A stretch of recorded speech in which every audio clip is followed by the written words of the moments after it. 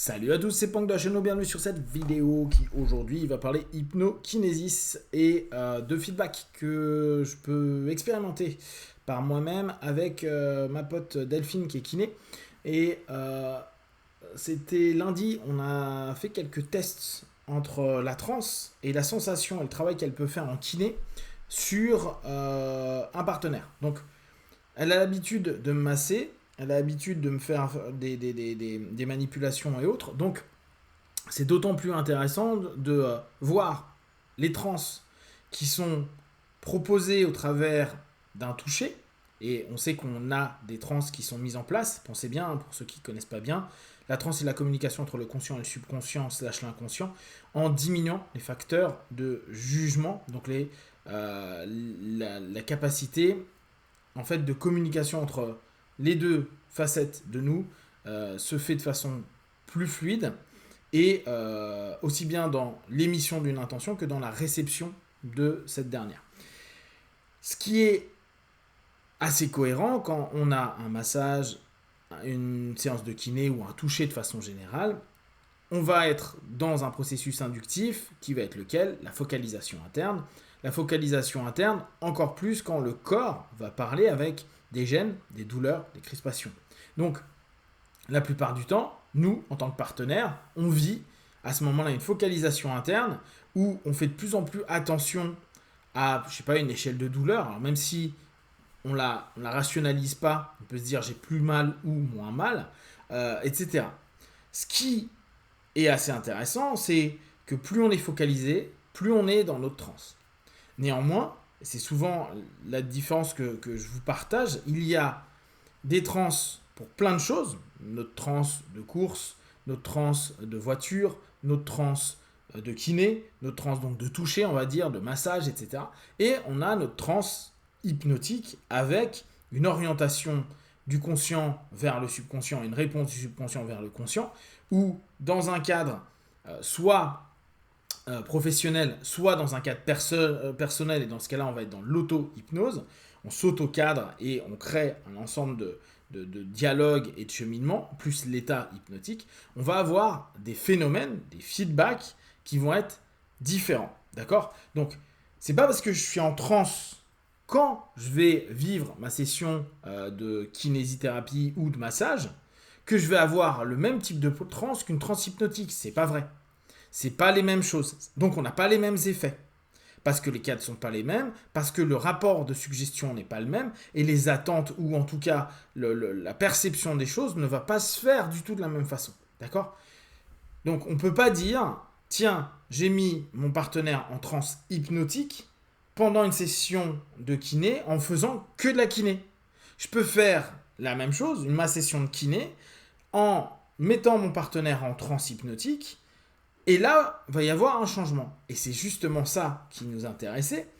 D'habitude, elle a un ensemble de retours possibles du corps. Donc, comme elle me dit, ton corps réagit. Il y a une certaine tension, il y a une certaine réponse au toucher. Et je me suis amusé à tester plusieurs trans possibles. Donc vous savez que en fonction des niveaux de trans, en hypnose directe, en hypnose hellmanienne, on est beaucoup sur le principe de niveau. Je vous rappelle, hein, on a la transe légère, la transe moyenne, la transe somnambulique, et puis après on a les SDL, les trans profondes. Les trans profondes, aujourd'hui j'aime plus le dire parce que nous la transe profonde c'est déjà la somnambulique. Mais on va dire l'état SDL, l'état Sicorte, etc. Et les réactions physiologiques ne sont pas les mêmes. J'ai travaillé pas mal sur la notion somnambulique avec des suggestions de relaxation, d'apaisement, etc. Et puis, je suis passé sur des états Sicorte, proches de Sicorte, ce que souvent, je vous appelle, pour ceux qui suivent un peu la différence que je fais, un état écho qui serait une espèce de somnambulique plus, qui se rapproche énormément de l'état SDL, sauf qu'on n'a pas la catatonie, d'accord? Mais donc, c'est pas un état SDL. Et là, il y a eu des feedbacks hyper intéressants. À un moment donné, elle me dit, il n'y a plus de réponse. C'est-à-dire que c'est comme si j'étais en train de masser des gens qui sont soit handicapés moteurs, soit dans le coma. D'accord? Donc, la réponse physiologique à un niveau de transe plus une suggestion d'apaisement, de relaxation, fait qu'il y a des réponses corporelles qui sont plus du tout les mêmes.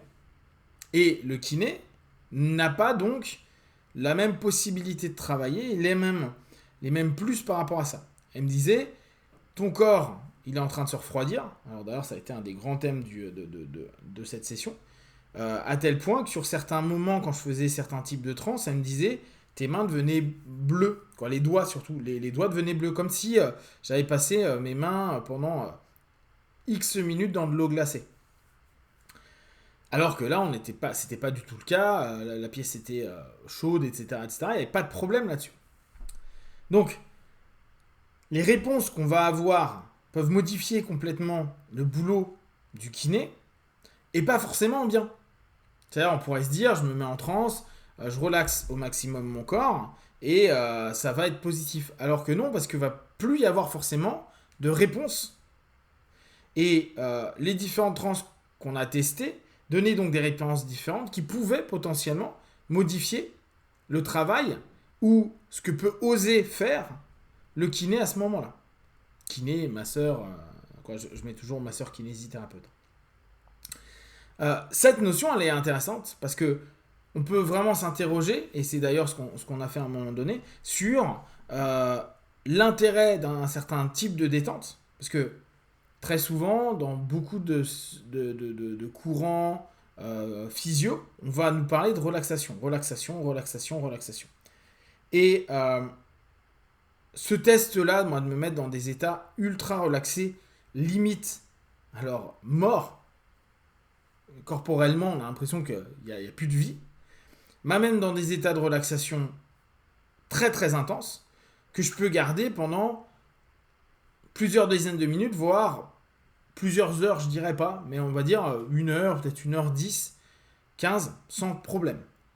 Donc j'arrive à un minimum de tension physiologique et on pourrait se dire, quand tu es complètement détendu, ton corps, ça va lui faire du bien. Or, et on en parlait et on observait, on faisait des tests, c'est pas vrai. Un corps trop détendu peut développer des gènes, des douleurs, des mal-être, des malaises, et c'est pas l'hyper détente qui va permettre un mieux-être. Et ça, je trouve que c'est important, parce que même nous, en hypnose, on a beaucoup ce relax. Relaxe-toi, détends-toi.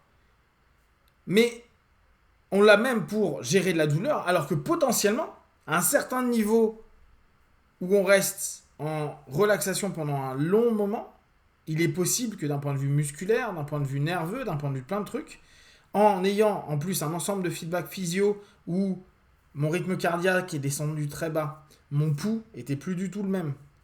Il changeait, bon ça pourra vous en parler si elle fait un commentaire. On avait plein de notions où on pouvait se dire, tiens, le corps, il arrive dans un état qui est hyper positif pour lui. Et paradoxalement, c'est pas toujours le cas. Donc, l'illusion de se dire, plus je vais me détendre et arriver à un niveau zéro de tension, j'exagère, mais très très bas de tension, va me faire du bien, c'est pas dit.